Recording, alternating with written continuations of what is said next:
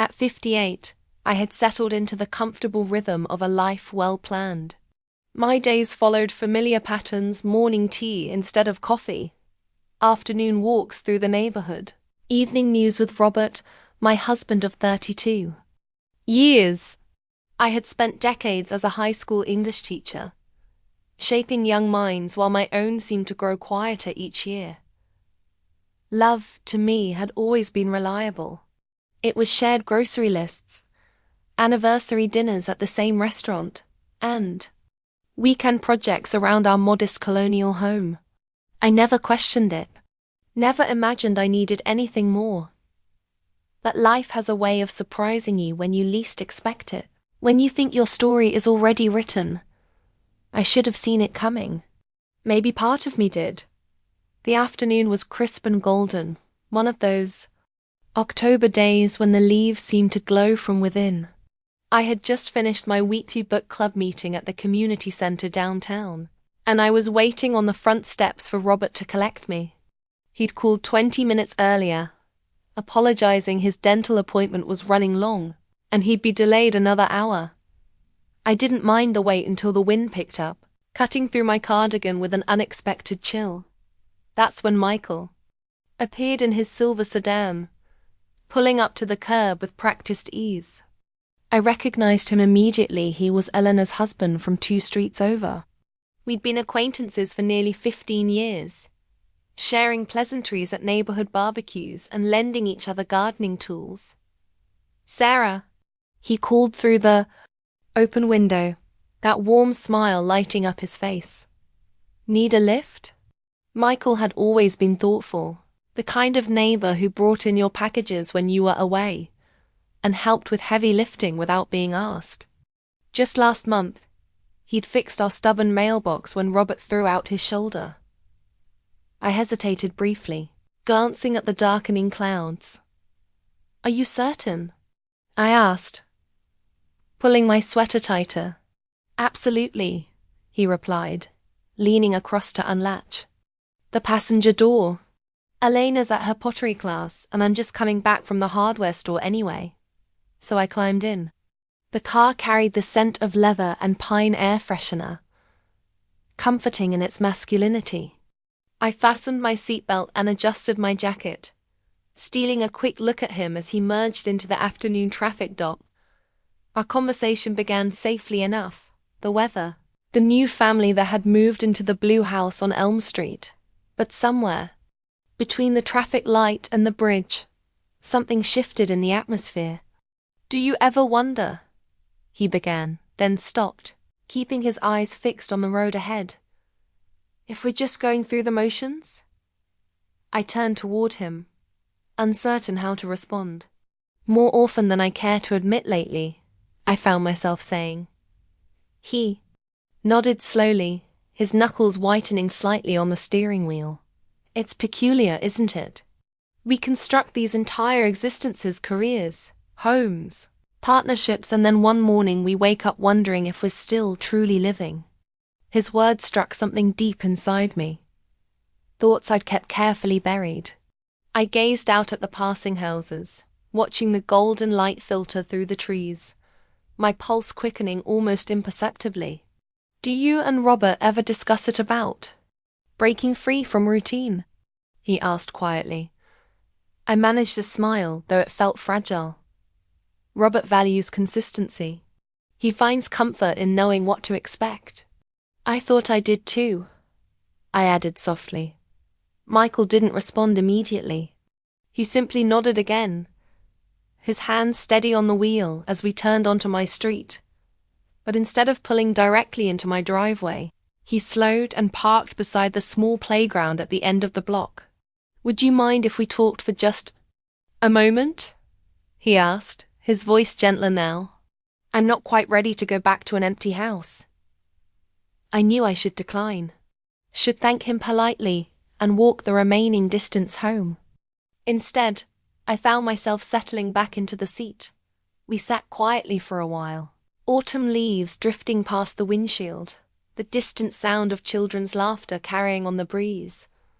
Then he turned to face me. "Can I ask you something, Sarah?" His eyes held mine, kind but searching, as if he wasn't asking out of mere curiosity. Of course, I whispered. Do you ever feel invisible? Not just overlooked, but as if the person you used to be has simply disappeared? The question caught me off guard, and I felt something tighten in my chest. I used to believe that part of me was gone forever, I said slowly, like she belonged to someone younger, someone I only remembered in fragments. His gaze never wavered. I don't think she ever truly disappears. I think she just learns to hide, waiting for someone to remember she exists. The silence that followed was different, charged with recognition. In that moment, I understood something that frightened me. It wasn't just him seeing me differently. I was seeing him with new eyes too. The loneliness, the yearning, the vulnerability beneath his composed exterior. I looked down at my hands, clasped tightly in my lap. Sarah ... he began. He leaned back slightly, respecting the space between us, but his voice remained steady. You don't need to say anything. I just ... I wanted you to know that you're not invisible. Not to me. The wind rustled through the trees outside, and the world felt suspended, dreamlike. When I finally met his eyes again, something fundamental had shifted inside me, not toward recklessness, but toward truth. A part of myself that had been dormant for years began to stir, and though nothing had happened yet, everything had already changed. We both felt it. The wind had calmed to a gentle breeze as Michael finally drove me home. The house looked exactly as it always did, white trim, carefully maintained flower beds, the porch lamp glowing softly in the early evening light, but everything felt different now. I stepped out with a quiet thank you and walked to the front door without turning back, gripping my purse with trembling fingers. Inside, silence enveloped me. Robert wasn't home yet. The house held its familiar stillness, the quiet hum of the refrigerator, the steady tick of the grandfather clock in the hallway. I slipped off my shoes and stood in the entry, uncertain what to do with myself. I should have started preparing dinner. Should have sorted through the mail or begun the weekly laundry. Instead, I sank into the living room armchair, my hands folded uselessly before me. Michael's words echoed. You're not invisible. Not to me. It had been so long since anyone had spoken to me that way. Not politely, not in passing, but as if he truly saw who I was beneath the layers of routine and respectability. I tried to dismiss it, to focus on the familiar sounds of the house settling around me. But something had awakened. It wasn't just about Michael. It was about rediscovering a version of myself I'd forgotten existed. The garage door opened around 7, and Robert appeared moments later, looking tired, his tie askew. Sorry about this afternoon, he said, brushing a kiss across my forehead. The dentist was running behind schedule. It's fine, I replied, managing a smile. Michael gave me a ride home. That was kind of him, Robert said absently, already moving toward the kitchen to pour himself a glass of wine, just as he did every evening. And like that, normalcy resumed. But now I was watching it all unfold from a distance, like an observer of my own existence. That night, while Robert slept peacefully beside me, I lay awake studying the ceiling shadows. My mind kept returning to the way Michael had looked at me, not just with interest, but with recognition, as if we'd both been searching for something we hadn't dared name aloud. The following days drifted by quietly. I kept myself occupied with household tasks and my volunteer work at the literacy center. But whenever I glimpsed Michael's car in his driveway, my heart would skip unexpectedly. I found myself avoiding him, though not entirely by choice. Saturday morning found me tending the herb garden when I heard footsteps on the brick path. I looked up to find Michael approaching, casual in khakis and a navy sweater, a steaming mug in his hands. "Good morning," I said, hoping the gardening gloves would give me something to focus on besides the way my pulse quickened. "I hope I didn't say anything inappropriate the other day," he said carefully. "I've been replaying our conversation." I shook my head. "No, you didn't overstep." He took a sip from his mug, considering his words. "I wasn't trying to complicate your life. I just felt a connection. And maybe it's selfish, but that doesn't happen often anymore." I couldn't bring myself to respond, though the truth was I'd felt it too. "Elena and I ... double quotes," he continued, surprising me with his candor. "We've been drifting for years. We share the same space, the same bed, but we barely communicate anymore." His honesty settled between us like a weight. "I'm not here to create problems," he added. "But what I said before about you deserving to feel truly alive, I meant that." Finally, I looked up at him. "It's more complicated than that." "I know," he said, offering a slight smile. "But sometimes the most important things are." He turned and headed back toward his house, leaving me standing there among the herbs with my hands still buried in the soil. That afternoon, I spent longer than usual at my dressing table, brushing my hair with slow, deliberate strokes, studying my reflection as if trying to remember someone. The woman I used to be.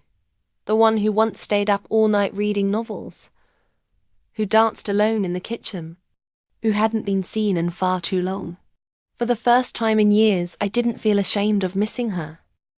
Later, I was gathering late-season vegetables from the garden when I heard soft footsteps behind me.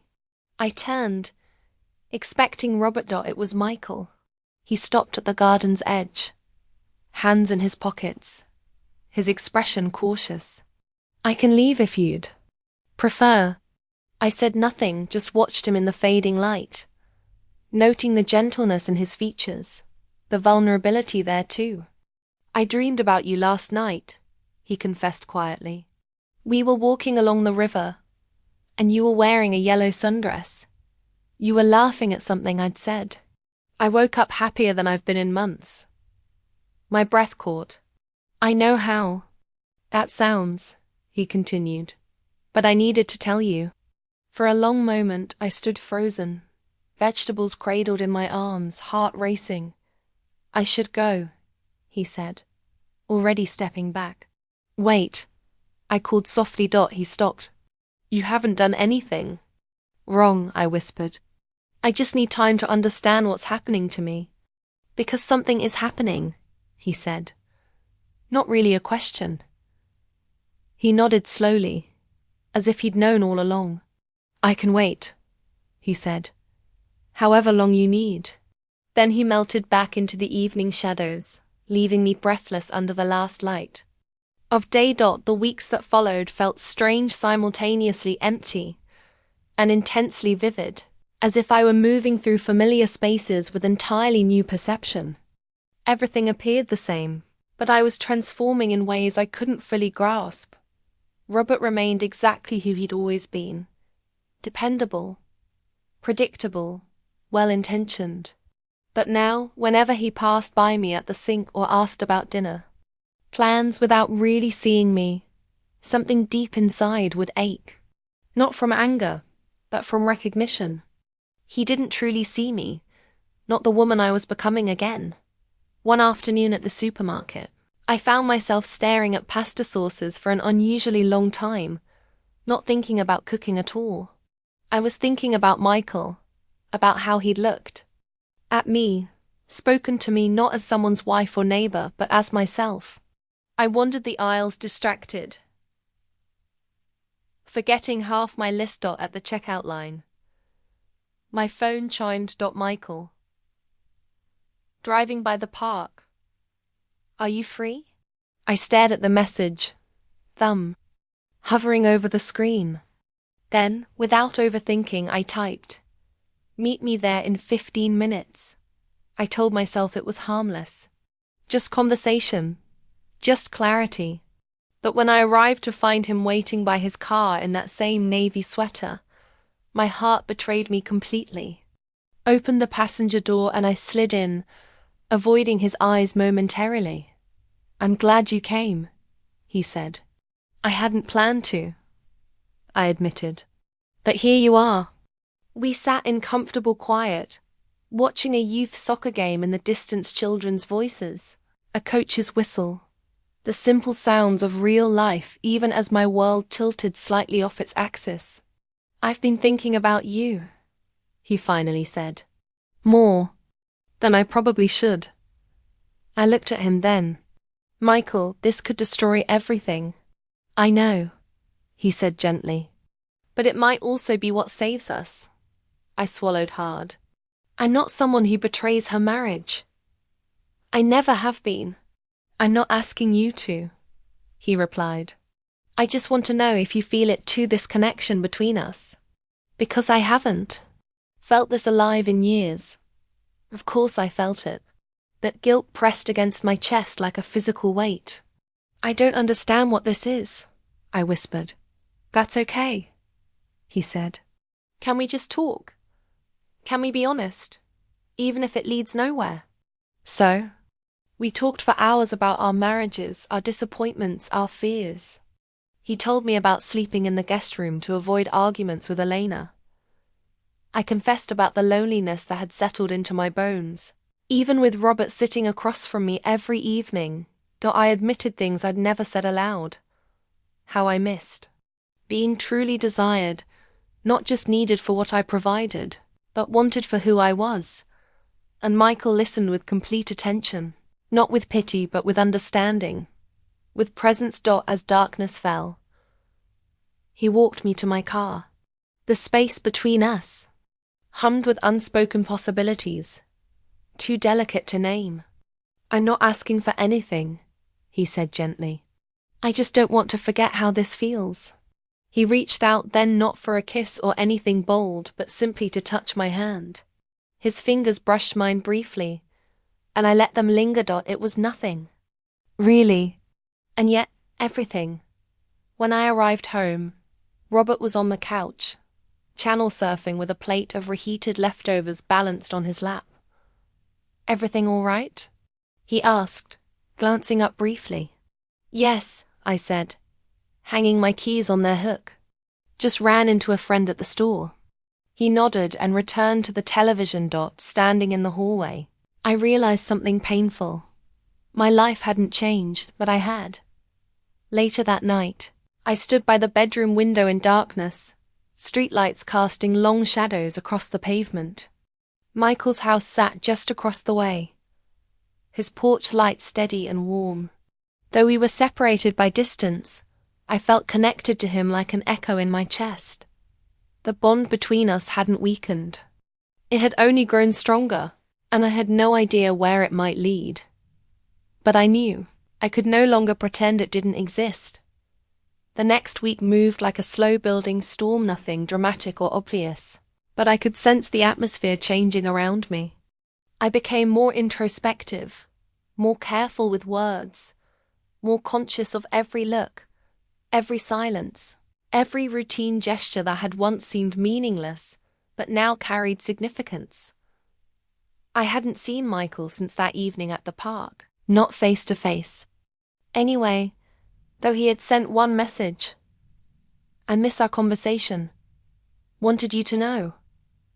I didn't respond immediately. I studied the text for hours, uncertain whether replying would help or complicate matters.